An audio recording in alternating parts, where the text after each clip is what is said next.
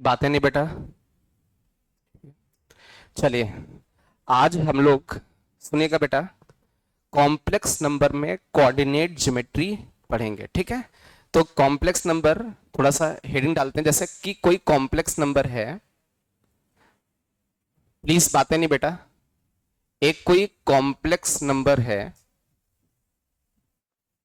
एक general complex number लेते हैं। माना कि कॉम्प्लेक्स नंबर है आपका z equal to x plus iota y. ये कॉम्प्लेक्स नंबर है। तो ये जो कॉम्प्लेक्स नंबर होता है ये किसको रिप्रेजेंट करता है? अरे बोलो भाई, किसको रिप्रेजेंट करता है? किसी पॉइंट को, किसी पॉइंट को। ये कॉम्प्लेक्स नंबर किसी पॉइंट को रिप्रेजेंट करता है। ठीक है, इट मींस ये कुछ कैसा होगा? x कॉमा वाई के जैसा होगा। ज्योमेट्री में सबसे पहली बात, कॉम्प्लेक्स नंबर को कैसे मानोगे? एज अ पॉइंट मानोगे। ठीक है, अच्छा पॉइंट के बाद हम लोग क्या पढ़ते हैं? Distance formula. क्या पढ़ते हैं? Distance formula. बहुत ध्यान से समझना बेटा, अभी कुछ लिखना नहीं, बहुत ध्यान से बात करते हैं डिस्टेंस फॉर्मूला की। Distance formula. अब डिस्टेंस फॉर्मूला का मतलब दो पॉइंट होंगे, उनके बीच की क्या निकालनी है? डिस्टेंस। जैसे मान लीजिए एक पॉइंट आपका ये पॉइंट हो गया ए, और एक ये आपका बी पॉइंट हो गया। अच्छा ए पॉइंट है तो कॉम्प्लेक्स नंबर के टर्म में लिख सकते हैं। माना कि ए कौन सा पॉइंट है? Z1, और बी कौन सा पॉइंट है? Z2। आपको डिस्टेंस ए बी फाइंड करनी है। कौन सी डिस्टेंस निकालनी है? A B. ए और बी के बीच की डिस्टेंस, ये डिस्टेंस निकालनी है। तो आपको करना क्या होता है? Mod Z2 minus Z1। क्या करना होता है? Mod Z2 minus Z1। क्या करोगे? सेकेंड पॉइंट से फर्स्ट पॉइंट को सब्ट्रैक्ट करके उसका क्या ले लोगे? मॉड ले लोगे। ऐसा क्यों? मेरी बात समझे। जैसे मान लीजिए Z1 एक कॉम्प्लेक्स नंबर है, या Z1 एक पॉइंट है x1 कॉमा y1। इसको एज अ कॉम्प्लेक्स नंबर भी लिखा जा सकता है। इसको एज अ कॉम्प्लेक्स नंबर या Z1 को लिखना चाहें तो क्या लिखेंगे? Z1 equal to x1 plus iota y1, और एज अ पॉइंट लिखोगे तो x1 कॉमा y1 ये होगा। अच्छा ये तो एक Z1 पॉइंट हो गया। बात बेटा लास्ट लिखना नहीं, समझ लो पहले। एक Z2 है, Z2 का मतलब x2 प्लस आयोटा y2। तो Z2 भी एक पॉइंट की तरीके है, x2 कॉमा y2। आ रही बात समझ में? तो अपने पास एक Z1 हो गया पॉइंट, एक Z2 पॉइंट हो गया। अच्छा इसमें वी नो दैट जो डिस्टेंस फॉर्मूला होता है वो क्या होता है? Under root of x2 minus x1 का whole square plus y2 minus y1 का होल स्क्वायर। क्या ये होता है? अरे बोलो भाई, डिस्टेंस फॉर्मूला क्या होता है? Under root x2 minus x1 का whole square plus y2 minus y1 का होल स्क्वायर। ये कब पढ़ा था आपने? कोऑर्डिनेट ज्योमेट्री में। अरे बोलो भाई, कोऑर्डिनेट ज्योमेट्री में दो पॉइंट है x1 कॉमा y1, एक दूसरा पॉइंट है x2 कॉमा y2, उनके बीच की डिस्टेंस निकालनी है। That is under root x2 minus x1 का whole square plus y2 minus y1 का होल स्क्वायर। अच्छा इसको थोड़ा सा देखते हैं यार, अपना Z2 माइनस Z1 क्या होगा? It means Z2 complex number से किसको सब्ट्रैक्ट करना है? Z1 को। तो डायरेक्ट सब्ट्रैक्ट करके लिख दें। x2 से कौन जाएगा? x1। तो x2 रियल पार्ट से रियल पार्ट को सब्ट्रैक्ट किया, plus iota times imaginary part से इमेजिनरी पार्ट को, तो y2 minus y1 means Z2 complex number से Z1 कॉम्प्लेक्स नंबर को हमने सब्ट्रैक्ट किया, और फिर इसका हम लोग क्या ले लें? मॉड। अच्छा मैग्नीट्यूड लेके या देखें तो Z2 माइनस Z1 ये एक कॉम्प्लेक्स नंबर, इसका मॉड लें तो रूट के अंदर रियल पार्ट का स्क्वायर होता है। क्या होता है? रियल पार्ट कितना बेटा? x2 माइनस x1 का whole square plus imaginary part का स्क्वायर करते हैं। इमेजिनरी पार्ट कितना है? y2 माइनस y1 का होल स्क्वायर। ये बात समझ में आ रही? क्या ये दोनों रिजल्ट सेम है? जो डिस्टेंस फॉर्मूला अपनी कोऑर्डिनेट ज्योमेट्री में था वही क्या है आपका? मॉड Z2 माइनस Z1 की वैल्यू। इट मींस जो डिस्टेंस फॉर्मूला निकल के आया that is mod Z2 minus Z1। आप इसको Z1 माइनस Z2 भी लिख सकते हैं। Z1 माइनस Z2, लेंथ तो उतनी रहेगी। अरे बोलो भाई, तो जैसे कॉम्प्लेक्स नंबर था, कॉम्प्लेक्स नंबर को आप लोग क्या मानते हो? पॉइंट। आपको दो पॉइंट के बीच की डिस्टेंस निकालनी है इन कॉम्प्लेक्स नंबर, तो मॉड Z2 माइनस Z1। ये बात समझ में आई? क्लियर है? फटाफट नोट करें स्पीड में। यदि दो कॉम्प्लेक्स नंबर को सब्ट्रैक्ट कर देते हैं, उसका मैग्नीट्यूड ले लेते हैं, तो वो आपका डिस्टेंस होता है।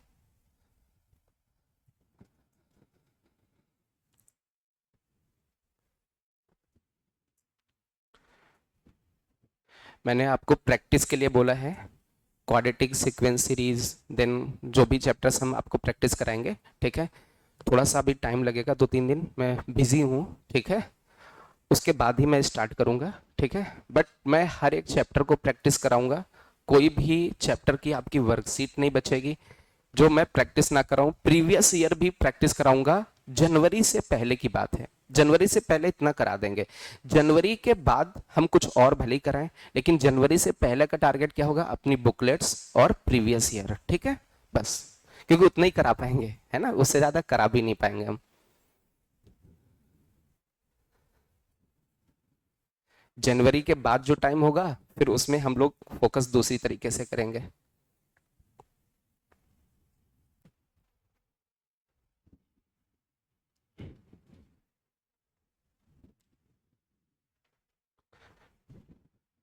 देखिए, हम मैथमेटिक्स का आपके ऊपर बिल्कुल लोड नहीं डाल रहे हैं, जितना हम आपको कराते जा रहे हैं उतना आप करते जाएं, ठीक है? और जितना प्रैक्टिस कराएं हम आगे चल के उतना भी करते जाएं। यदि उतना आप अच्छे से करते हो तो मेंस जो आपका जनवरी वाला होगा बहुत अच्छे से हो जाएगा। और मैंने आपको पहले भी बोला है, जनवरी में ज़्यादा चांस होता है अच्छे परसेंटाइल बनाने के, ठीक है? आप जनवरी को आप ये ना सोचें कि कम टाइम है आपके पास, आप उतना अच्छा प्रिपेयर नहीं कर पाओगे। जितना अच्छा परसेंटाइल जनवरी में बना सकते हो आप, थोड़ा सा अप्रैल वाले में थोड़ा टफ होता है। भले टाइम आपको ज़्यादा लग रहा है, मिल रहा है, ठीक है, लेकिन उसमें परसेंटाइल घटने के चांस रहते हैं, क्योंकि उसमें कंपटीशन बहुत टफ होता है। 12th अपीयरिंग के बच्चे अच्छा सा प्रिपरेशन करके रिवाइज करके बैठते हैं उसमें। जनवरी तक उनका रिवीजन नहीं होता है, वो 12th को फोकस कर रहे होते हैं। अच्छे जो बच्चे होते हैं, हम अच्छे बच्चों की बात कर रहे हैं, है ना?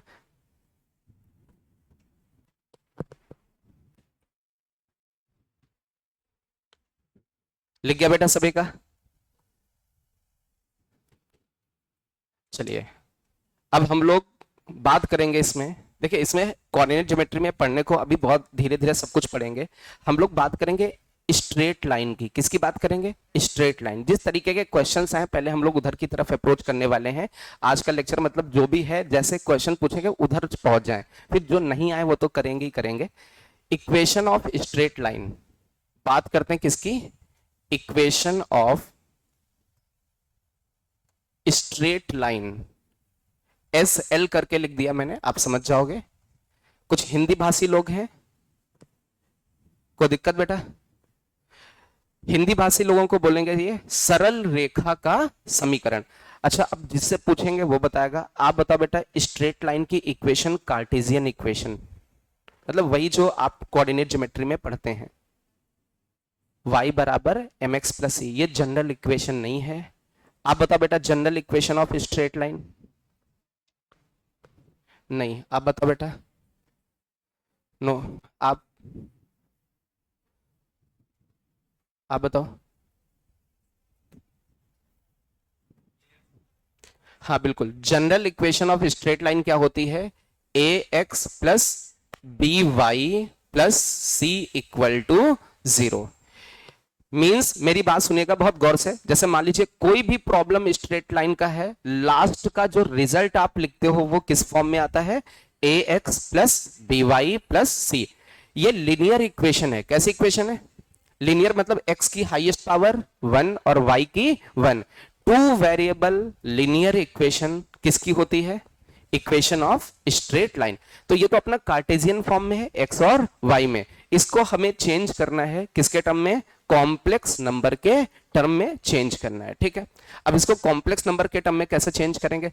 वी नो दैट z, जैसे z को बोले तो क्या z equal to x plus iota y होता है। अरे बोलो भाई, अरे z का मतलब x प्लस आयोटा y। अच्छा z का बार क्या होता है बेटा, x माइनस आयोटा y, क्या ये होता है? अच्छा मैं बोलूं यार बेटा इससे x की वैल्यू निकालो, किसकी वैल्यू, x की। हम लोग करेंगे क्या, ये जो इस स्ट्रेट लाइन में ये x है और ये जो y है, इनकी जगह कॉम्प्लेक्स नंबर ले आएंगे। तो उसके लिए मुझे x की वैल्यू पता हो और y की वैल्यू पता हो, तो इन दोनों इक्वेशन से हम लोग क्या निकालेंगे, x और y की। अच्छा इससे x की वैल्यू कैसे आएगी, दोनों को आपस में ऐड कर दें, तो z प्लस जेड बार, z प्लस जेड बार, x और x का सम करोगे 2x, और ये दोनों आपस में ऐड होकर के 0 हो जाएंगे। तो x की जो वैल्यू निकल के आई वो क्या आई, z plus Z bar by 2। अच्छा ये तो x की वैल्यू आ गई। यही y की यदि वैल्यू बोले तो इनको सब्ट्रैक्ट कर दें। अच्छा सब्ट्रैक्ट करने से z माइनस जेड बार और x से x चला जाएगा, इससे ये सब्ट्रैक्ट होगा, क्या बचेगा 2 आयोटा y। अरे बोलो भाई, तो 2 आयोटा को इधर मल्टीप्लाई कर दें, सॉरी डिवाइड कर दें, तो z minus Z bar upon 2 iota that is equal to y। तो y की वैल्यू निकल के आ जाएगी minus Z bar by 2 iota. क्या ये y की वैल्यू है? कैसे, तो y की वैल्यू ये लिखी हुई है, इसको ऊपर नीचे आयोटा से मल्टीप्लाई करते हैं, जैसे ऊपर आयोटा से मल्टीप्लाई किया तो ये आयोटा लिख गया। अच्छा नीचे भी आयोटा से मल्टीप्लाई करना पड़ेगा, iota into iota, iota square, और आयोटा स्क्वायर की जगह क्या लिख सकते हैं, -1। क्या हमें x और y की वैल्यू मिल गई? अब जब हमें x और y की वैल्यू मिल गई तो हम लोग क्या करेंगे, ये जो अपनी इक्वेशन थी स्ट्रेट लाइन की x और y के टर्म में, उनको रिप्लेस कर देंगे कॉम्प्लेक्स नंबर के टर्म में। तो देखते हैं भाई, a लिखा, x की जगह हम लोग क्या पुट कर सकते हैं, z plus Z bar by 2, ये पुट कर सकते हैं। फिर b लिखा हुआ है, और y की जगह हम लोग क्या पुट कर सकते हैं, y की जगह माइनस का है तो ये माइनस कर दें यहां पर, ये माइनस जेड बार बाई 2, लेकिन साथ में क्या आएगा, आयोटा, और फिर क्या बचेगा, c, प्लस का c इक्वल टू 0। अब मेरी बात फिर से समझे, a ये किसकी वैल्यू है, x की वैल्यू, प्लस b ये किसकी वैल्यू है, y की, इसमें ये माइनस भी आ जाएगा, और ये क्या है c, तो ax plus by plus c ही तो लिखा हुआ है, बस वो अभी किसके टर्म में आ चुका है, z और z बार के, मतलब कॉम्प्लेक्स नंबर के टर्म में आ चुका। अच्छा 2 को एलसीएम लेकर के उधर भेज दें, तो इधर बचेगा a z plus Z bar minus b z minus Z bar iota, और 2 इसको मिलेगा 2c, और 2 इधर क्रॉस मल्टीप्लाई होकर के क्या हो जाएगा 0। क्या ये बन रहा है? अच्छा z वाले अलग कर लेते हैं और z बार वाले अलग कर लेते हैं, जिनके जिनके साथ z है वो अलग लिखते हैं। तो ये आपका az, ये पूरा लिखते जा रहे हैं az, फिर ये क्या बनेगा az बार,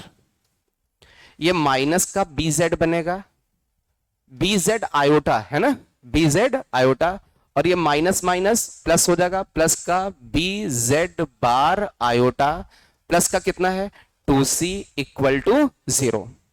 अच्छा अब z, इसमें z दिख रहा है, और कहां पर z दिख रहा है, इस वाले में z दिख रहा है, तो इन दोनों में क्या z कॉमन आएगा, इन दोनों से हम लोग z कॉमन लें, तो यहां पर क्या बचेगा a, यहां पर क्या बचेगा माइनस b आयोटा, अरे बोलो भाई, साथ में क्या बचा z, ठीक है। अच्छा इन दोनों में हम लोग z बार कॉमन ले सकते हैं।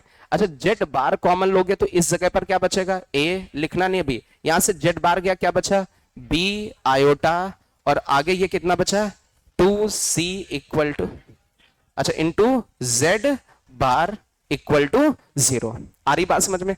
अच्छा एक चीज देखो बेटा, यदि मैं इस वाले को कोई एक कॉम्प्लेक्स नंबर मान लूं, a प्लस बी आयोटा को, a प्लस बी आयोटा को अपनी तरफ से एक कॉम्प्लेक्स नंबर हमने क्या माना, अल्फा, क्या माना अल्फा, तो अल्फा का यार बार बता सकते हो आप, क्या होगा, क्या होगा a माइनस आयोटा b, क्या ये होगा? अच्छा इसमें रखो a माइनस आयोटा b का मतलब अल्फा बार, आ रही बात समझ में, इंटू z, प्लस लगा हुआ है। अच्छा a प्लस आयोटा b का मतलब अल्फा इंटू में z बार, और ये एक कांस्टेंट नंबर है, क्या कांस्टेंट को हम अपनी तरफ से कुछ b लिख दें, अरे कोई कांस्टेंट नंबर है उसको हमने एक एज अ बी लिख दिया, आप सी लिख दो, डी लिख दो, आपकी मर्जी, constant number that is equal to 0।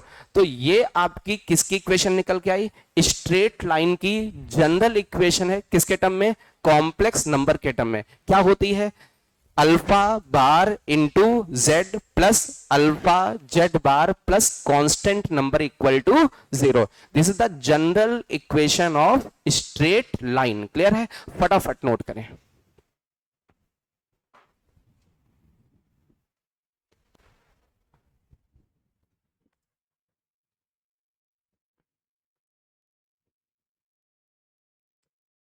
अच्छा, मैं थोड़ा सा आपको अनाउंस कर देता हूं, इस बैच में कॉम्प्लेक्स नंबर के बाद हम कोऑर्डिनेट ज्योमेट्री पढ़ाएंगे। ठीक है? कोऑर्डिनेट ज्योमेट्री लगभग 20% आपके एग्जामिनेशन में आएगा। कितना परसेंट? 20% तो आता ही आता है, थोड़ा ज्यादा भी हो सकता है। ठीक है? 20% कोऑर्डिनेट ज्योमेट्री स्कोर करता है, और ये ऐसा कोऑर्डिनेट ज्योमेट्री है, यदि आपको अच्छे से थोड़ी कोऑर्डिनेट ज्योमेट्री आती है, थोड़ी सी भी आती है, ठीक है, थोड़े के मतलब अच्छे से प्रैक्टिस कर लेते तो कोऑर्डिनेट ज्योमेट्री का कोई क्वेश्चन छूटेगा नहीं।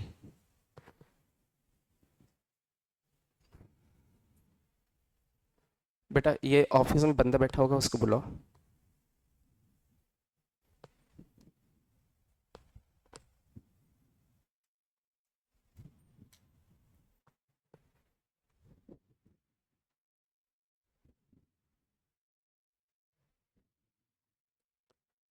आराम से फटाफट लिखें, अच्छे से सोच समझ के लिखें, जहां नहीं समझ में आ रहा है वहां पूछ सकते हैं, क्योंकि कॉम्प्लेक्स नंबर का आप धीरे धीरे ये टफ पार्ट पढ़ रहे हैं हम लोग। लग तो नहीं रहा होगा टफ, कुछ लगेगा भी नहीं, हम आपको ऐसे पढ़ाएंगे लगेगा ही नहीं, है ना? लेकिन ये थोड़ा सा टफ पोर्शन है।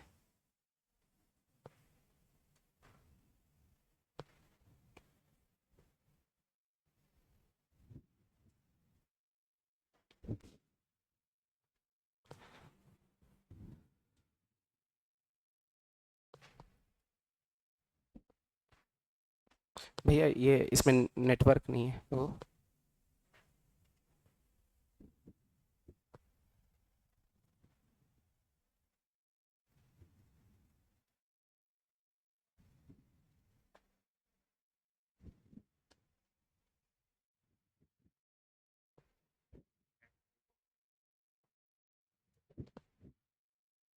आप क्लास के बात कर दीजिएगा उसको। ठीक हो गया भाई? थोड़ा स्पीड में लिखो भाई।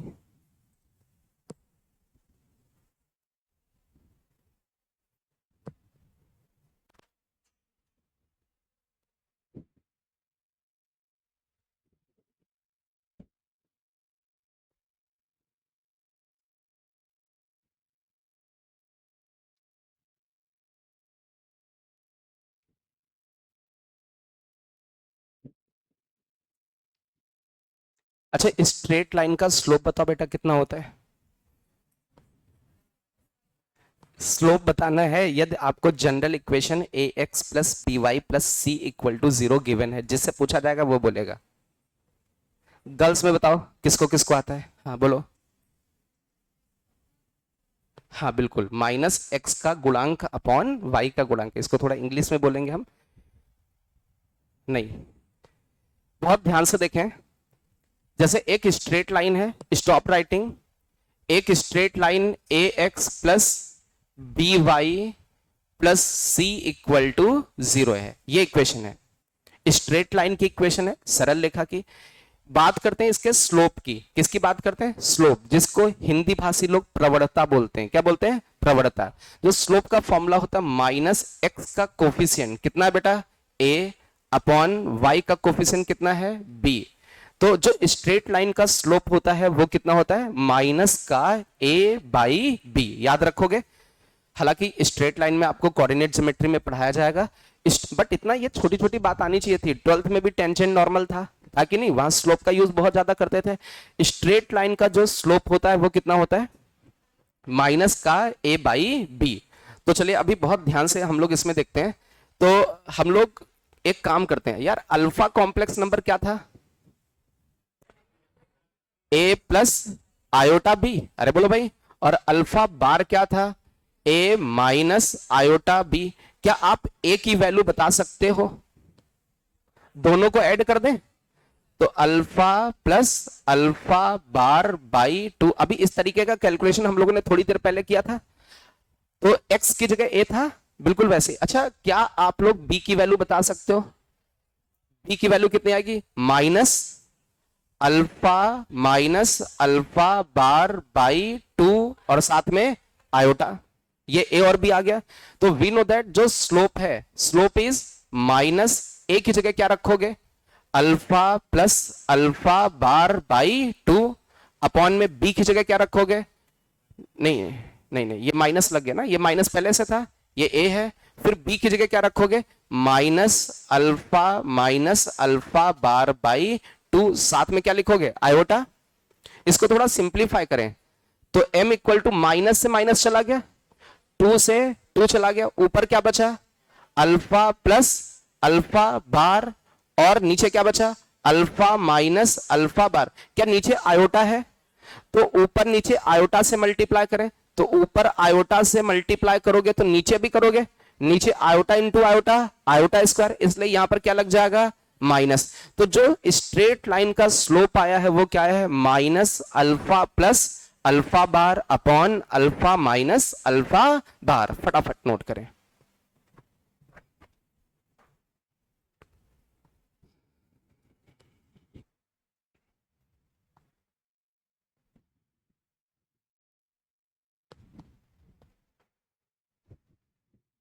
स्लोप ऑफ स्ट्रेट लाइन, खासकर हमें स्ट्रेट लाइन की इक्वेशन और स्ट्रेट लाइन का स्लोप पता होना चाहिए, इनका यूज बहुत ज्यादा होता है। स्ट्रेट लाइन की इक्वेशन और स्ट्रेट लाइन का स्लोप। अच्छा, थोड़ा सा आपको ये देखें तो वेक्टर फॉर्म में क्या स्ट्रेट लाइन की इक्वेशन पता है? जिससे पूछेंगे आप बताओ बेटा, वेक्टर फॉर्म में स्ट्रेट लाइन की इक्वेशन आप बताओ। नहीं पता? आप बोलो बेटा, बिटिया वेक्टर फॉर्म में स्ट्रेट लाइन की इक्वेशन 3D में नहीं पता? आप बताओ। हेलो बेटा, आप बताओ। हाँ, आप बताओ, चश्मे वाले। हाँ,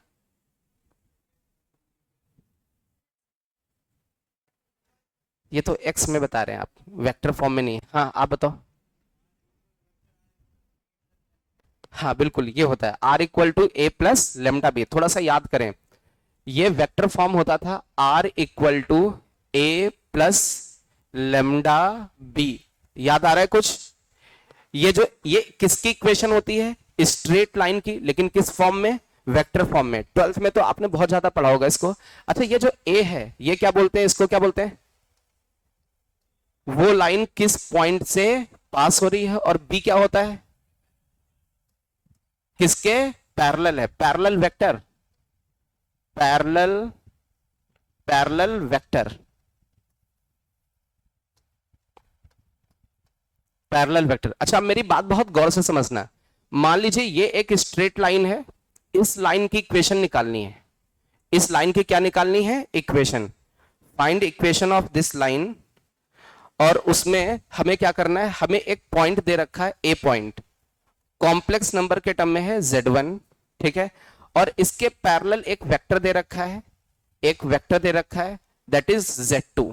क्या दे रखा है? Z2। ये एक कॉम्प्लेक्स नंबर है, बस हमने क्या मान लिया? एक उसके पैरेलल वेक्टर है, ठीक है। तो अपनी जो इक्वेशन होगी R इक्वल टू क्या हो जाएगी?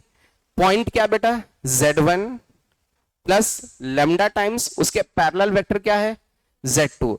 तो R इक्वल टू क्या हो जाएगा? Z1 plus lambda Z2। आ रही बात समझ में? बट ये जो Z1 और Z2 है ये 2D में है। किसमें है कि नहीं? अरे बोलो भाई।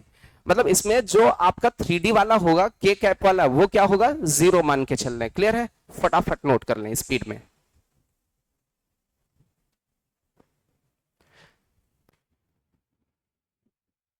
इसको हम लोगों ने वेक्टर फॉर्म में लिखने की कोशिश की है। अच्छा, यहां पर ये जो R होगा एक कोई जनरल पॉइंट Z होगा। क्या होगा?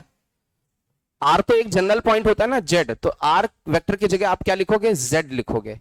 Z equal to Z1 plus lambda Z2। ये इक्वेशन हो गई। This is the equation of straight line in vector form बोलो तो, या कुछ भी, वेक्टर फॉर्म नहीं है, क्या बोलोगे, है ना, कॉम्प्लेक्स नंबर के टर्म में है।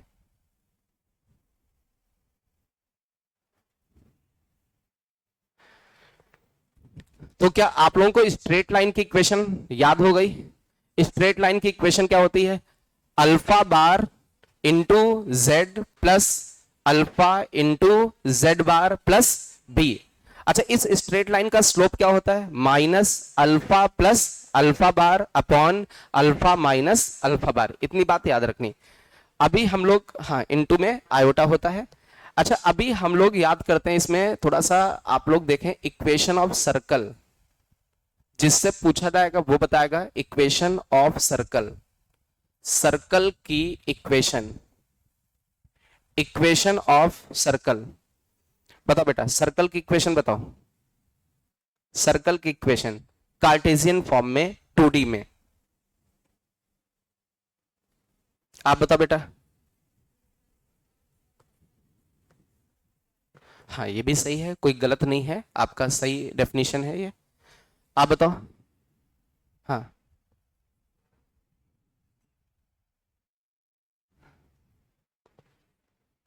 आप बताओ। एक मिनट, एक minute. X square plus y square plus 2gx plus 2fy plus c equal to 0 किसकी इक्वेशन होती है? सर्कल की। कौन सी फॉर्म है? General form. इस सर्कल, खड़े रहो भी, सर्कल का आप बताओ सेंटर। सेंटर होता है minus G comma minus F, होता कि नहीं? जो सर्कल होता है उसका सेंटर कितना होता है? Minus G comma minus F. Radius कितना होता है? Under root G square plus F square minus C. क्या ये होता है? फटाफट पहले तो इतना लिखो, है ना। अब यही नहीं आता है तो फिर, है ना, बैठ जाओ बेटा। ये इक्वेशन हम लोगों ने सर्कल की देखी एक्स और वाई के टर्म में 2D में।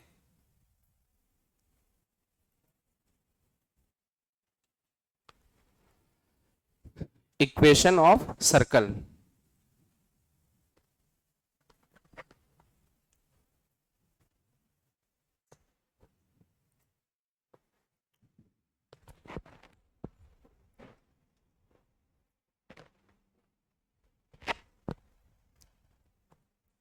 आगे बढ़े। अच्छा, ये जो इक्वेशन अपनी एक्स और वाई में, इसको किसके टर्म में लाना है? कॉम्प्लेक्स नंबर के टर्म में। तो याद है थोड़ा सा, आपने एक्स को क्या लिखा था? z plus Z bar by 2, और y को क्या लिखा था? z minus Z bar by 2, साथ में और कुछ भी था, माइनस भी था। आ रही बात समझ में? तो x और y की जगह हम लोग क्या कर दें? वैल्यूज पुट कर दें। अरे बोलो भाई। अच्छा, अब इसमें थोड़ा सा एक चीज ये बताओ, जो ये x square plus y square है, ये क्या है? अरे, under root of x square y square क्या होता है? Mod of z. तो ये एक्चुअल में क्या लिखा है? मॉड ऑफ जेड स्क्वायर लिखा है कि नहीं? और मॉड ऑफ जेड स्क्वायर को कॉम्प्लेक्स नंबर में लिखा तो जेड इंटू जेड बार लिख सकते हो। अरे बोलो भाई। It means x square plus y square mod of z square होता है, और मॉड ऑफ जेड स्क्वायर को जेड इंटू जेड बार। तो हम लोग क्या कर सकते हैं? X square plus y square को किससे भगा सकते हैं? Z into Z bar. तो x square plus y square की जगह जेड इंटू जेड बार लिखा, प्लस का लिखा है 2g। अच्छा, एक्स की जगह क्या रखोगे?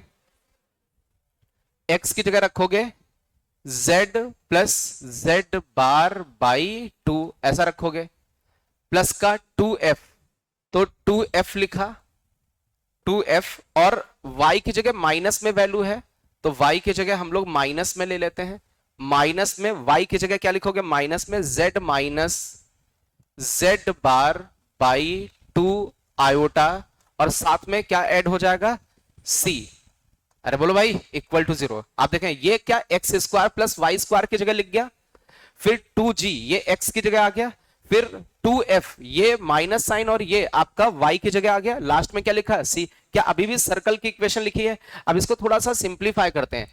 इस 2 से ये 2 चला गया, इस 2 से ये 2 चला गया, तो आपका बचा कितना, z इंटू जेड बार, और ये g को अंदर मल्टीप्लाई करते हैं, gz plus G Z bar, और माइनस f को अंदर मल्टीप्लाई करते हैं, minus F Z minus minus plus F Z bar. ये बात समझ में आ रही है? और आयोटा भी इनके साथ रहेगा, यहां भी आयोटा और यहां भी आयोटा, और प्लस का क्या बचेगा, c इक्वल टू 0। आ रही बात समझ में? तो ये आगे लिखा है z इंटू जेड बार। अच्छा z वाले एक पास करते हैं, z वाले एक पास करें, इसमें z है और किसमें z है, इस वाले में z है, तो इनको एक पास लिखोगे तो क्या बचेगा, g minus iota f into Z, और z बार वाले ये वाला और ये वाला एक पास करें तो क्या बचेगा, g plus iota f into Z bar plus c equal to 0। ये बात समझ में आ रही है? इसको थोड़ा एक काम करते हैं हम लोग, g प्लस आयोटा f को हम लोग मान लेते हैं ये एक कॉम्प्लेक्स नंबर क्या है, अल्फा, अपनी तरफ से माना, और g माइनस आयोटा f क्या हो जाएगा बेटा, अल्फा बार। अब इसमें पुट कर देते हैं, तो ये लिखा है z इंटू जेड बार, और ये क्या लिखा है, अल्फा बार इंटू जेड, फिर क्या लिखा है, ये अल्फा लिखा है, अल्फा इंटू जेड बार, और फिर क्या लिखा है, c इक्वल टू 0। अच्छा याद रख करो थोड़ा सा, ये किसकी इक्वेशन है, स्ट्रेट लाइन की। अच्छा ये किसकी इक्वेशन है, इतना, केवल इतना, केवल इतना किसका, अरे 2 वेरिएबल x और y लीनियर, इतना स्ट्रेट लाइन, स्ट्रेट लाइन की इक्वेशन में एक्स स्क्वायर और वाई स्क्वायर ऐड कर दें तो किसकी इक्वेशन बनती है, सर्कल की। तो वैसे ही स्ट्रेट लाइन की इक्वेशन में किसको ऐड कर दें, z इंटू जेड बार ऐड कर दोगे, तुरंत किसकी इक्वेशन बन जाएगी, सर्कल की इक्वेशन बन जाएगी। फटाफट नोट करें, तो सर्कल की इक्वेशन कितनी आ गई, z into Z bar plus alpha bar z plus alpha Z bar plus c बोल दो या b बोल दो, आपकी मतलब आपकी मर्जी, वो कांस्टेंट कुछ भी लिख सकते हो, b लिख सकते हो आप, इक्वल टू 0। फटाफट नोट करें, this is the equation of circle, ये सर्कल की इक्वेशन है।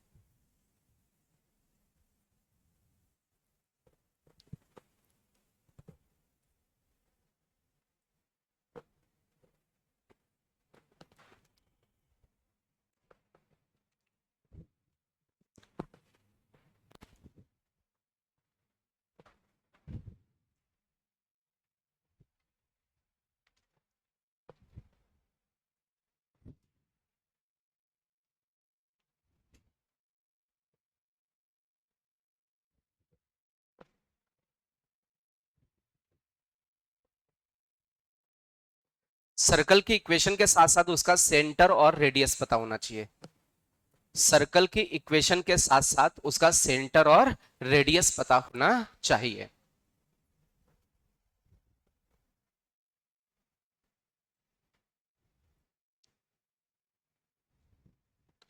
अच्छा सर्कल का जो सेंटर होता है वो क्या होता है, -g कॉमा -f। अच्छा ये g की वैल्यू कैसे आएगी, यहां से क्या g की वैल्यू आ जाएगी, g की वैल्यू क्या आएगी, alpha plus alpha bar by 2। अच्छा f की वैल्यू क्या होगी, minus alpha bar by 2 into iota, ये होगा। तो g और f हमें पता है, तो हम लोग बोले सेंटर कितना होगा, तो सेंटर माइनस g का मतलब इसमें माइनस लग जाएगा, तो माइनस सेंटर लिख रहे हैं, माइनस g की जगह alpha plus alpha bar by 2, comma minus f करोगे तो माइनस माइनस प्लस हो जाएगा, तो alpha minus alpha bar by 2 iota. ये आपका सेंटर हो गया आपके सर्कल का।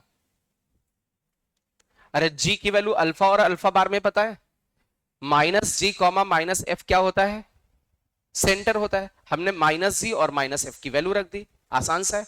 अरे इनको ऐड करोगे, ठीक है, जी की वैल्यू आ जाएगी, इनको सब्ट्रैक्ट करोगे तो एफ की वैल्यू आ जाए, सॉरी एफ की, हाँ ये हम लोगों ने इस तरीके की कैलकुलेशन पीछे भी की है। अच्छा बात करें रेडियस की, तो रेडियस का फॉर्मूला आपको आता है, रेडियस का फॉर्मूला क्या होता है, under root G square plus F square minus C, क्या ये होता है। अच्छा G square plus F square को क्या लिख सकते हो, यार ये अल्फा का मैग्नीट्यूड देखो क्या होगा। अरे ये जो अल्फा कॉम्प्लेक्स नंबर, इसका magnitude under root of G square plus F square होगा क्या, और स्क्वायरिंग बोथ साइड कर दें तो G square plus F square that is equal to mod of alpha square. तो radius equal to under root के अंदर mod of alpha square minus C. फटाफट नोट करें, mod of alpha square minus C, ये आपका radius आ जाएगा।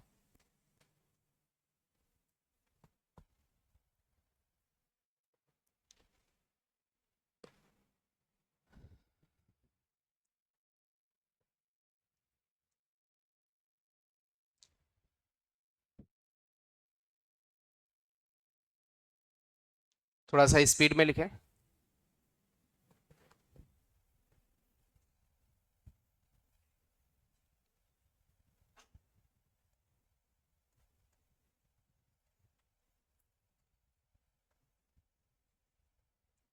कुछ याद है उस सर्कल की इक्वेशन जिसका सेंटर x1 कॉमा y1 है और रेडियस कितनी है r?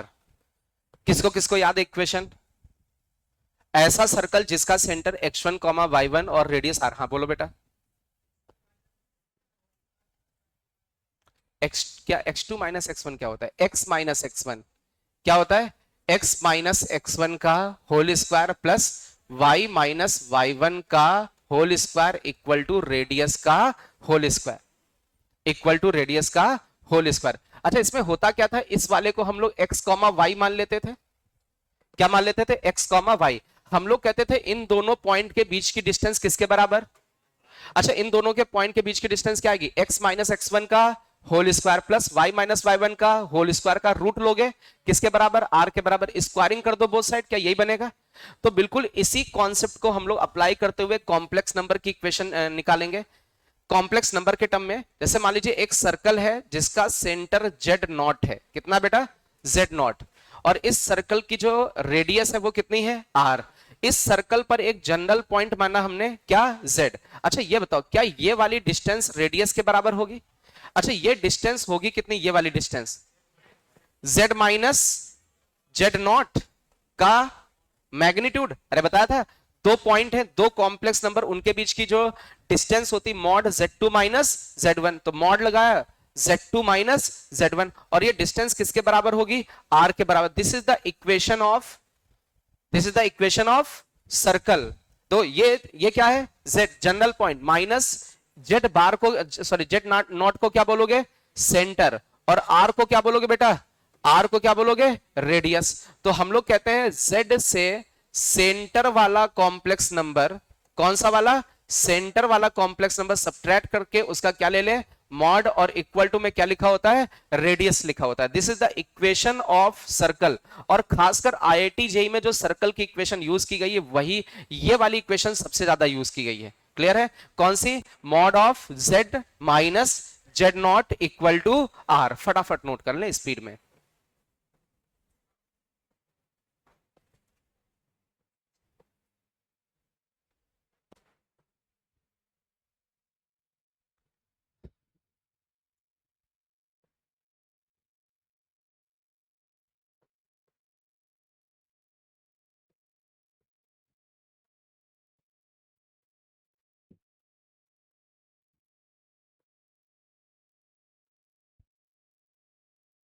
चलिए हम लोग बिना टाइम लॉस किए अभी कुछ क्वेश्चंस करते हैं, ठीक है?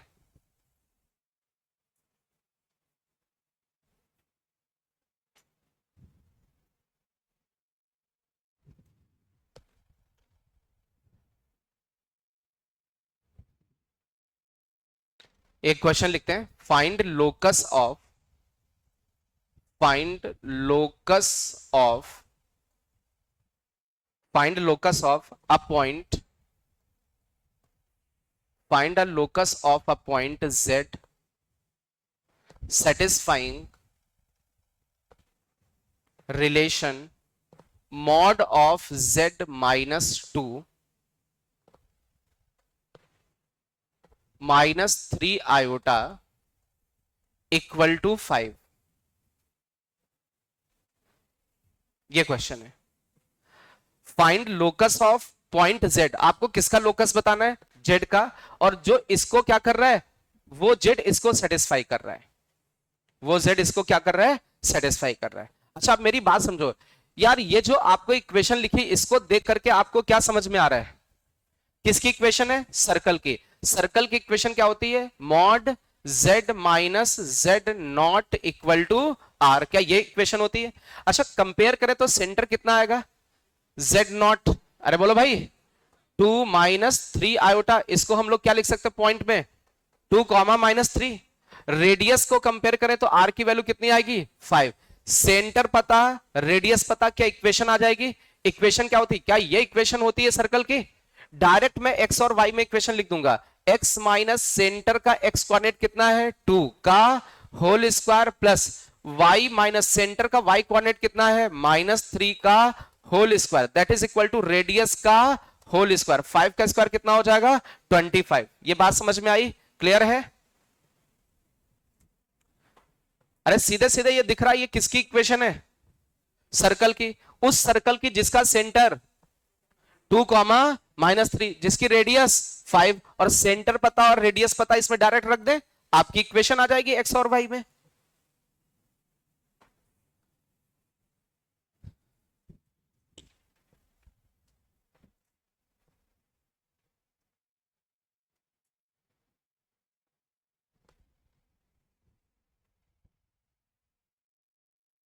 चलिए ये वाला क्वेश्चन आपका जेई में आया है, find least argument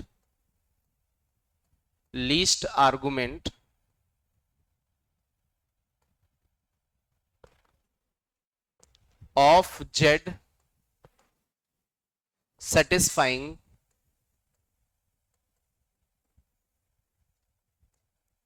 satisfying mod z minus 25 iota that is equal to 15। आराम से अच्छे से क्वेश्चन लिख लें। आपको आर्गुमेंट की सबसे छोटी वैल्यू बतानी है, जेड के आर्गुमेंट की, यदि वो इस रिलेशन को क्या कर रहा है, सेटिस्फाई कर रहा है तो।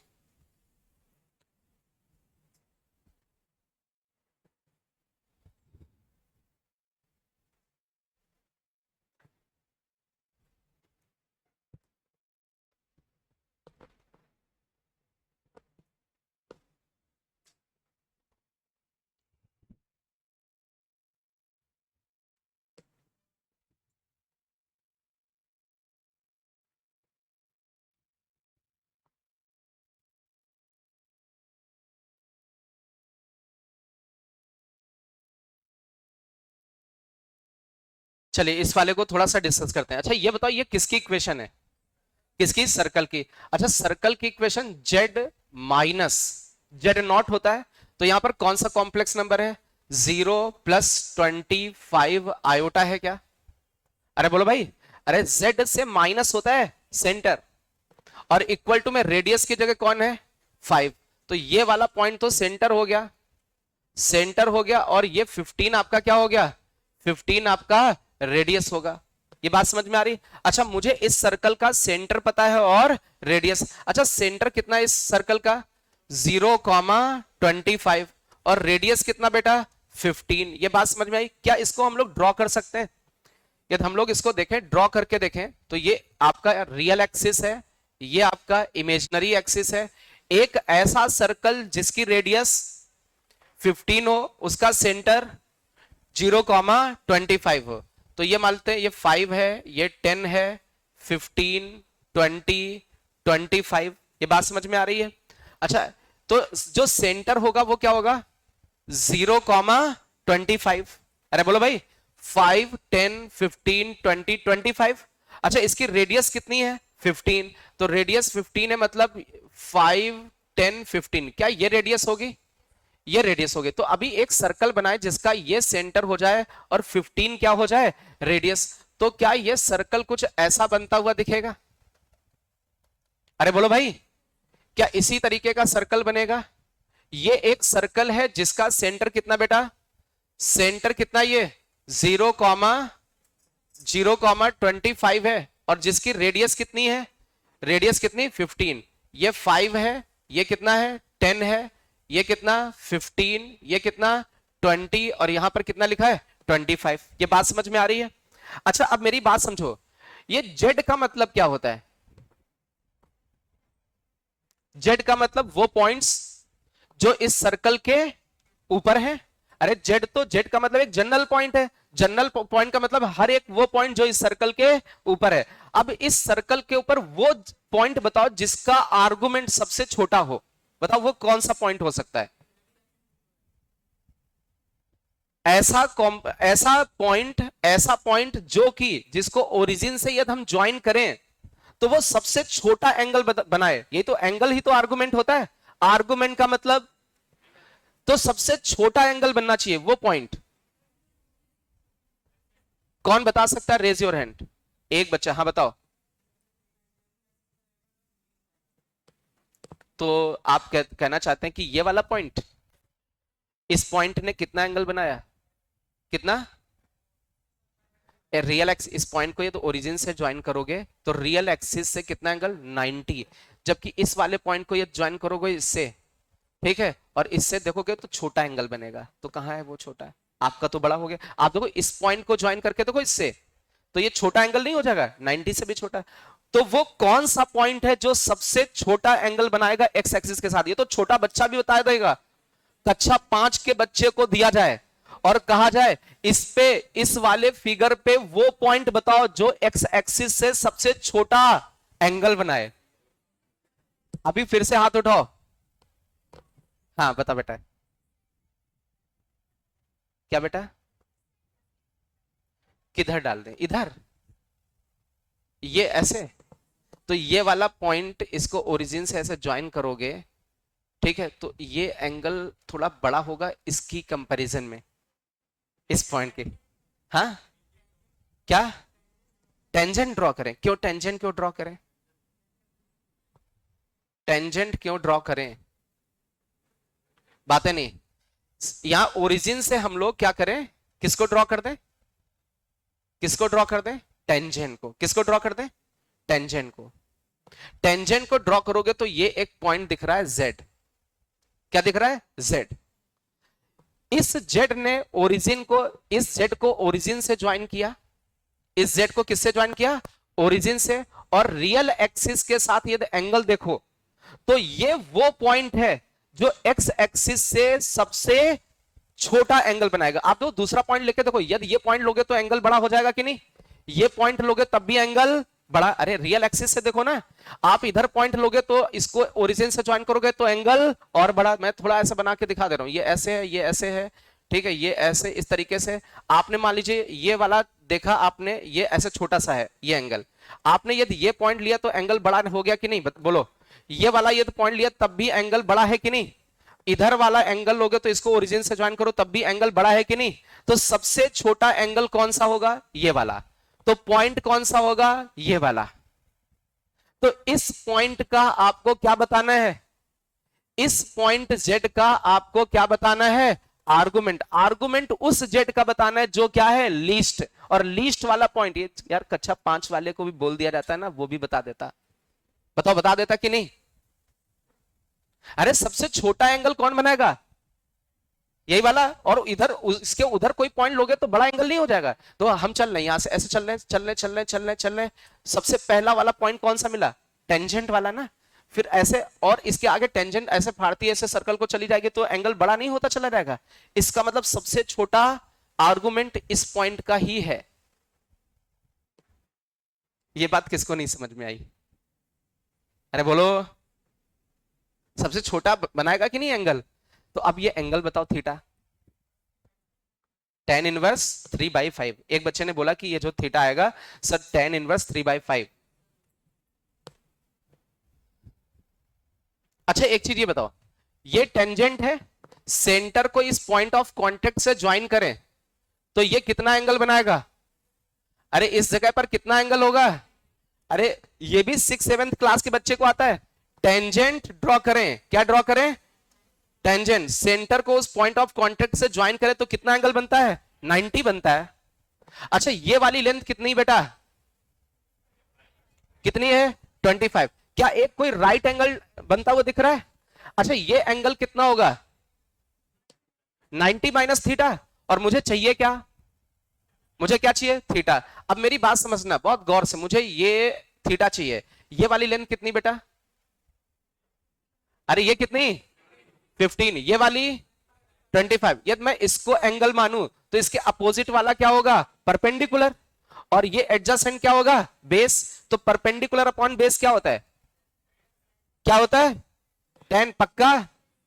नहीं बच्चा, ये 90 डिग्री है, ये क्या है, 90 डिग्री। अपोजिट वाला क्या हुआ, परपेंडिकुलर। तो 90 डिग्री के साथ ये क्या है, बेस, और ये लॉन्गेस्ट साइड क्या होगी, हाइपोटेनियस। अरे कम से कम हाँ हाँ करने लगते हो, हम जानते हैं तो तुम लोग इसमें भी दिक्कत कर दोगे। ऐसे दो अलग से ये छोटा सा फिगर बनाते हैं, सुनना मैं थोड़ा चेंज करके बनाऊंगा।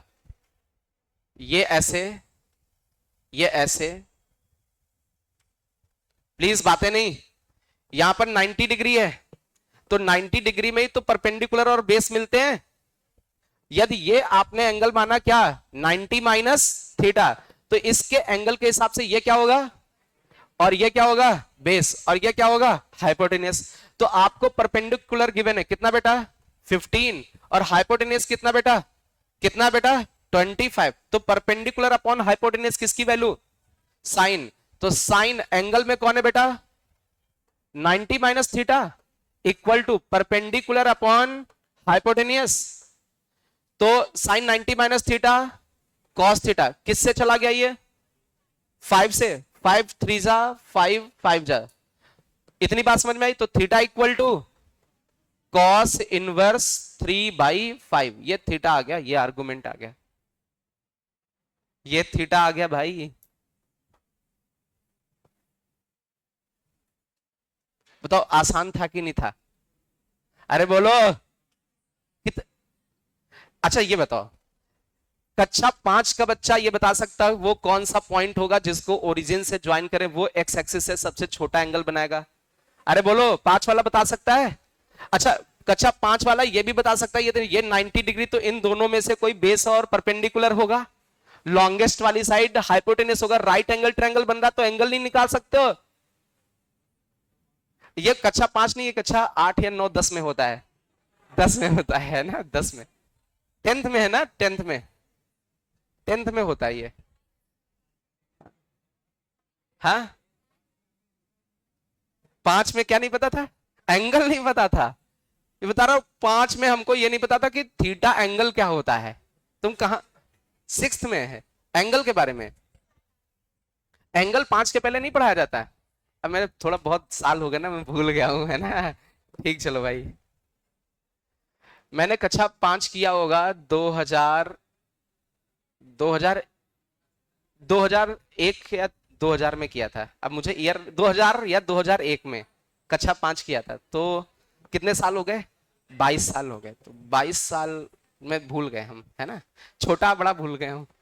क्या भूल गए, छोटा बड़ा आता है आप लोगों को, मैं भूल गया हूँ यार। मैं एक दिन अपनी बेटी को पढ़ा रहा था, तो मैंने कहा छोटा बड़ा, और मैं आगे भूलने लगा। मैंने कहा बुक निकालो जल्दी से, है ना, पढ़ाता हूँ, है ना। ठीक है, एबीसीडी तो आती है, एबीसीडी तो आती है, लेकिन छोटा बड़ा में वो जो साइलेंट वाले नहीं होते, जिसका मतलब खाली होता है, वो वाले भूल जाते हैं, है ना। तो एक बार दोबारा पढ़ना पड़ेगा उसको, है ना। चलो भाई, इसका मतलब है, लिखा नहीं, अबे यार ये लो जल्दी लिखो। इसका मतलब ये हुआ, ये ऐसा प्रूफ हो रहा कि आप कोई चीज रिवाइज नहीं करोगे तो आप भूल जाओगे, है ना। चाहे आपको कितना भी आता हो, चाहे जितना भी कक्का किकी कुकू के कुकू कंका याद रखा हो, है ना, ऐसा सब रटा था मेरे को, है ना।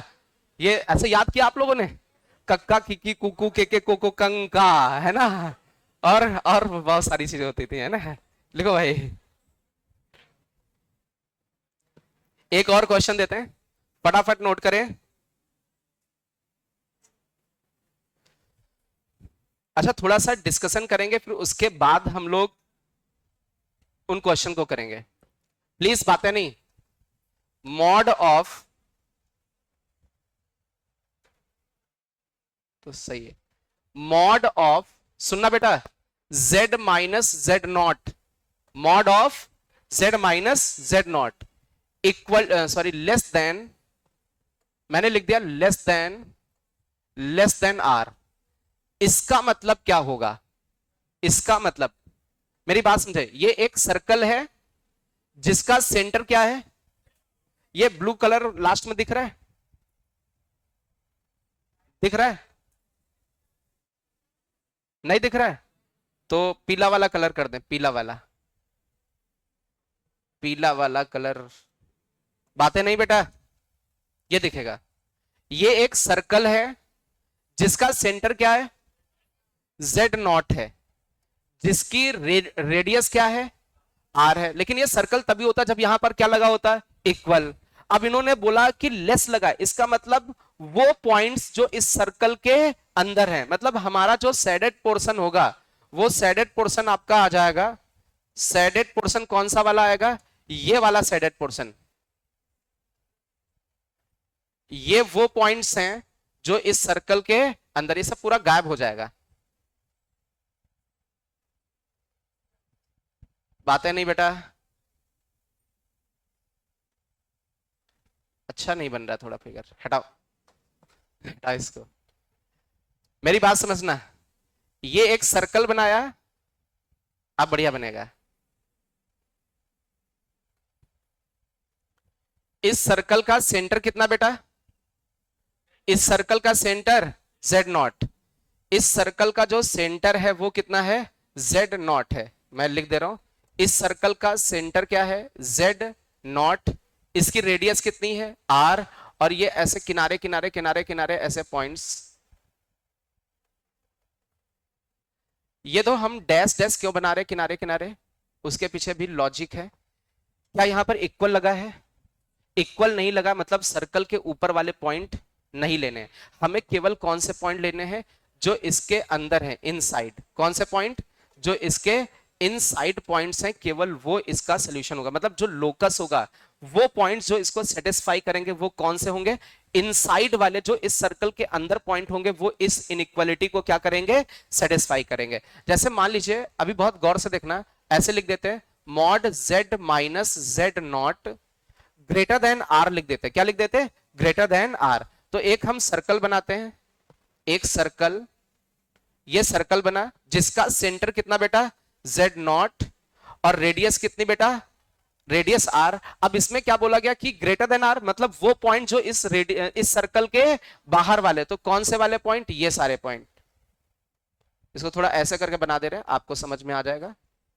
वो पॉइंट सोल्यूशन में जो इस सर्कल के बाहर है। अच्छा एक चीज ये बताओ, क्या इस सर्कल के ऊपर वाले पॉइंट आंसर में होंगे? क्यों नहीं होंगे?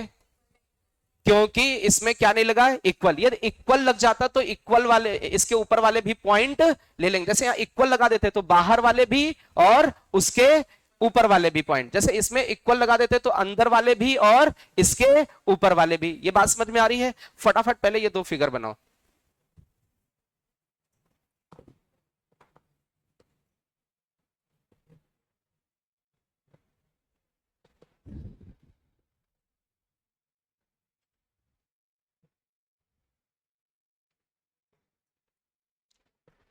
अच्छा, मैथमेटिक्स आपको बहुत कुछ लग रहा होगा, बहुत कुछ चेंज मिल रहा है ना?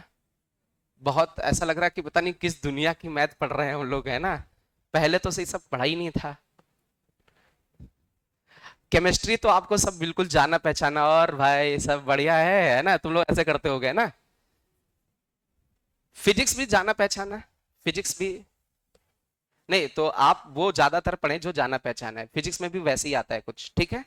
बस आप न्यूमेरिकल्स की प्रैक्टिस ज्यादा करें। मैथमेटिक्स में जाना पहचाना नहीं आता है, इसीलिए बोलते हैं मैथमेटिक्स थोड़ा, है ना, उनके क्वेश्चंस के लेवल अलग आते हैं जेई में।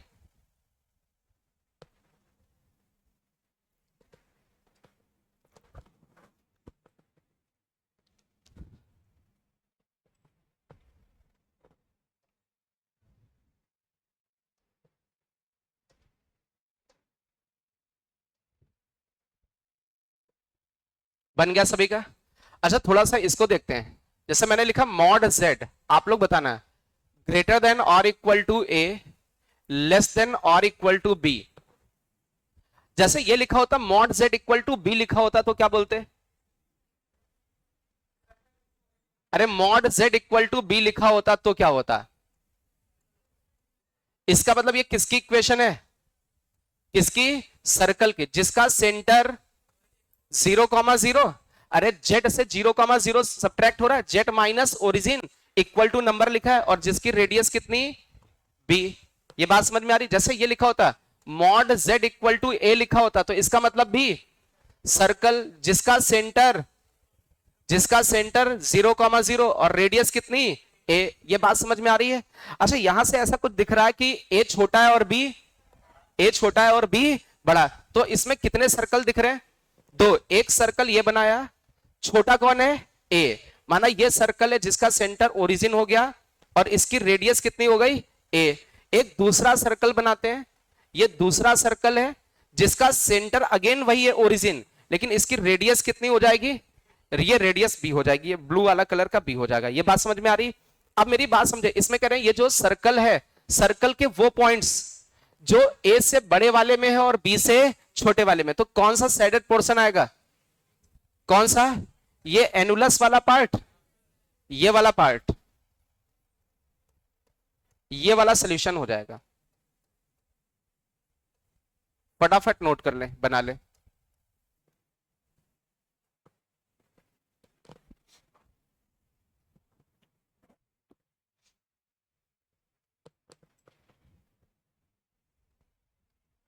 अभी तो इसमें बहुत कुछ पढ़ाना रह गया, कॉम्प्लेक्स नंबर में। किस सर्कल के क्वेश्चन बहुत आए जेई में, इसलिए सर्कल को थोड़ा सा बहुत ज्यादा प्रैक्टिस करनी सर्कल की।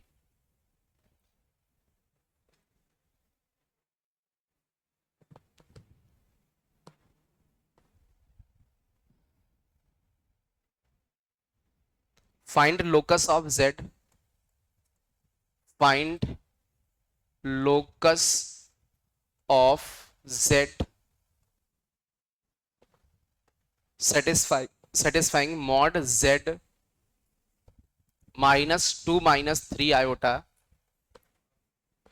Greater than 5। चलिए इसका लोकस बताएं।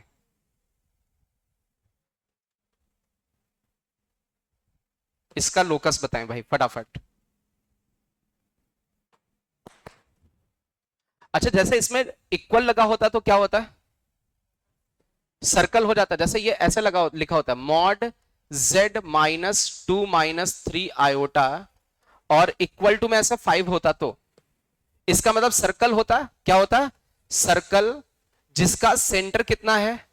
ये सेंटर होता और ये क्या हो जाती? रेडियस। ये बात समझ में आई? सेंटर कितना होता? 2, -3, रेडियस कितना होता? 5। तो एक सर्कल बना दें जिसका सेंटर कितना है? 2, -3, जिसकी रेडियस कितनी बेटा? 5। अच्छा, ये ग्रेटर लगा है क्या? तो ग्रेटर का मतलब वो पॉइंट जो इस सर्कल के बाहर है, ये वाला आ जाएगा सोल्यूशन। वो सारे पॉइंट सोल्यूशन होंगे जो इस सर्कल के आउटसाइड होंगे। पॉइंट्स लाइज, यहां पर आप ऐसे लिख सकते हो इसका solution, points lies outside circle, outside circle whose center 2, -3 and radius equal to 5। ये सोल्यूशन हो गया। फटाफट नोट कर लें। मींस वो पॉइंट इस इक्वेशन को सेटिस्फाई करेंगे, सॉरी इस इनइक्वालिटी को सेटिस्फाई करेंगे जो पॉइंट उस सर्कल के बाहर होंगे जिसका सेंटर 2, -3 है और रेडियस 5 है।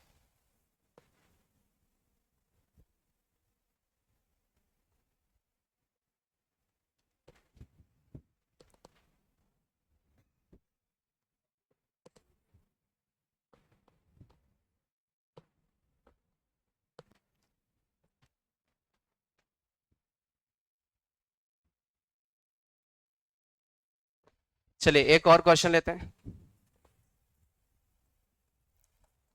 Find locus of z, find locus of z satisfying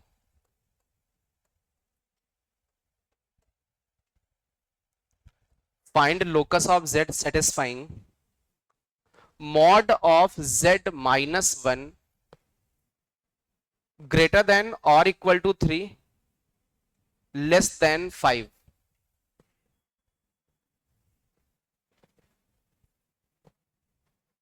अपने आप हो रहा होगा ये क्वेश्चन।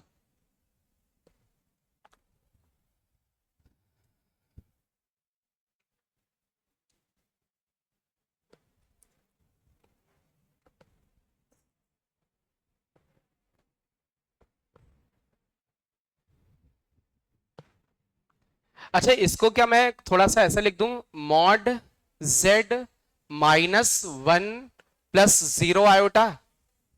अरे बोलो भाई, और इक्वल टू 3 लिखेंगे तो समझ में आ जाएगा। सर्कल की इक्वेशन जिसका सेंटर ये हो गया और रेडियस ये हो गई। अच्छा, एक again mod Z -1 plus 0 iota, इसका सेंटर 1,0 हो गया और रेडियस कितनी हो गई 5। अरे समझ में आ रहा है। अच्छा, सेंटर दोनों का सेम है, सेंटर दोनों का सेम है, तो एक सर्कल बनाया जिसका रेडियस 3 था और सेंटर कितना था 1,0। एक दूसरा सर्कल बनाया, डैश डैश करके बना रहे हैं, जिसका सेंटर तो 1,0 है, रेडियस कितनी है, रेडियस 5 है। यह बात समझ में आ रही है। अच्छा, अब एक चीज दो, एक को हमने डार्क बनाया, एक को डैश डैश करके बनाया, थ्री पर क्या लगा हुआ है इक्वल, तो इस सर्कल वाले पॉइंट लेने हैं। 5 पर क्या नहीं लगा है, इक्वल नहीं लगा, मतलब 5 वाले सर्कल के पॉइंट्स नहीं लेने। अच्छा, क्या इसके बीच वाले पॉइंट्स लेने, तो कौन सा वाला पोर्शन हो जाएगा जो इसके बीच में है, और जो अंदर वाला सर्कल उसके पॉइंट सेटिस्फाई करेंगे और बाहर वाले सर्कल के ऊपर वाले पॉइंट सेटिस्फाई नहीं करेंगे। लिख लो भाई।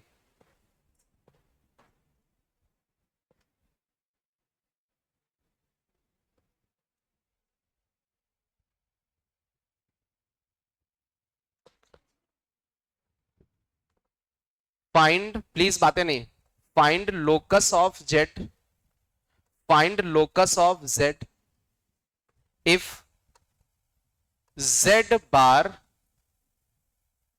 if z bar equal to a bar plus r square upon z minus a। आपको z का लोकस बताना जो इस इक्वेशन को क्या कर रहा है, सेटिस्फाई।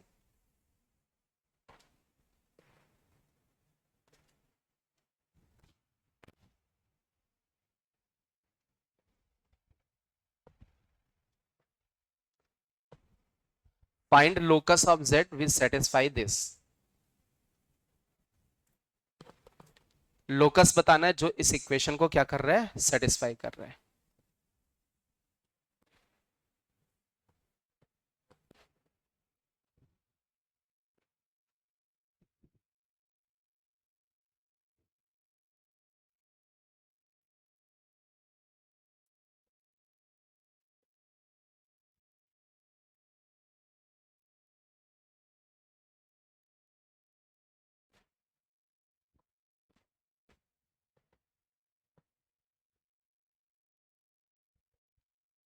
किसका किसका आ गया,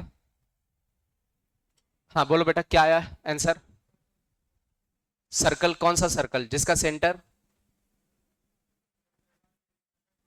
क्या, हाँ तो उसका कुछ सेंटर एंटर होगा। मुझे सेंटर बताओ। हाँ, इसका लोकस सर्कल है हुज सेंटर एंड रेडियस भी बताना पड़ेगा, जिसका सेंटर इतना है और रेडियस इतना है।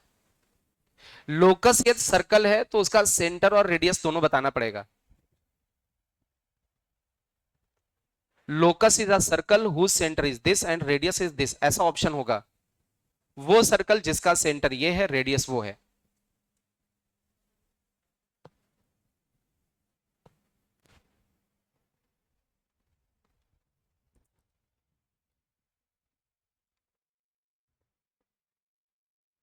थोड़ा सा आप इधर उधर चीजों को करें, अपने आप आने लगेगा।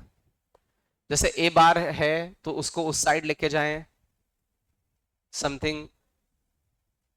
रेडियस को इधर राइट हैंड साइड में बचाने की कोशिश करें, केवल राइट हैंड साइड पे केवल रेडियस को बचाने की कोशिश करें और सब उधर लेके जाएं, क्योंकि सर्कल की इक्वेशन में राइट हैंड साइड पे रेडियस टाइप का होता है। सेंटर ए, रेडियस आर, चलो देख लेते हैं। अच्छा, ए बार को इधर भेज दे, तो यहां पर क्या होगा होगा z बार से कौन जाएगा a बार। अच्छा इधर क्या बचेगा R square upon Z minus A, ये बचेगा। अच्छा जेड माइनस ए को इधर क्रॉस मल्टीप्लाई कर दे, तो जेड माइनस ए को मल्टीप्लाई कर देना है किससे, जेड बार माइनस ए बार से, इक्वल टू क्या बचा आर स्क्वायर। और याद करो किसी कॉम्प्लेक्स नंबर को उसके कॉन्जुगेट से मल्टीप्लाई करते हो तो उसके मैग्नीट्यूड के स्क्वायर के बराबर आता है। तो ये एक कॉम्प्लेक्स नंबर है, अरे जेड भी कॉम्प्लेक्स नंबर, ए भी कॉम्प्लेक्स नंबर, और ये उस कॉम्प्लेक्स नंबर का क्या है कॉन्जुगेट है। अरे पूरे पे ये कॉन्जुगेट लगा कि नहीं, तो कॉम्प्लेक्स नंबर को उसके कॉन्जुगेट से मल्टीप्लाई करें, कॉम्प्लेक्स नंबर को उसके कॉन्जुगेट से मल्टीप्लाई करें तो उसके मैग्नीट्यूड का स्क्वायर। तो इसमें किसके मैग्नीट्यूड का स्क्वायर, z माइनस ए के मैग्नीट्यूड का square equal to r square. Root ले लें दोनों तरफ, तो mod of z minus a equal to r. तो ये a क्या हो गया सेंटर हो गया, और r क्या हो गई रेडियस। ऐसा सर्कल जिसका सेंटर a है और रेडियस r है वो इसका लोकस होगा। Locus is a circle whose centre is a complex number है मतलब पॉइंट के फॉर्म में है, and the radius is r। a आपका कोई कॉम्प्लेक्स नंबर है, ये बात समझ में आ रही है, a आपका एक कोई कॉम्प्लेक्स नंबर है।